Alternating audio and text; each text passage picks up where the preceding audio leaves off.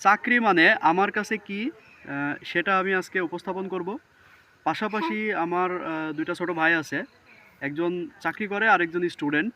তো তারাও বলবে যে স্টুডেন্ট বলবে যে চাকরি মানে তার আসলে চাকরি বলতে সে কি বুঝে।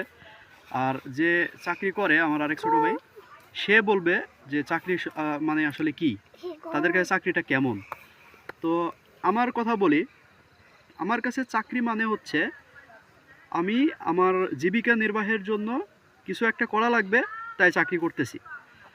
মানে ঘুম থেকে উঠে অফিসে যাওয়া, অফিস থেকে এসে আবার ঘুমানো, লাঞ্চে ১ ঘন্টা ব্রেক, ঠিক আছে? আর একের পর এক অফিসে টাস্ক ফিল আপ করা। প্রতিদিনই মানে সহস্র টাস্ক আসতেছে আর ওটা ফিল আপ করতেছি। মানে এটা একটা যুদ্ধের মতো আরকি। তো চাকরি একেবারে ভালো লাগে না আমার কাছে। ইচ্ছা করে চাকরিটা আজকে এখন ছেড়ে দেই। কিন্তু পারি না, কারণ ফ্যামিলি আছে, চাকরিটা করতে হবে, উপার্জন করতে হবে, ফ্যামিলি চালাতে হবে।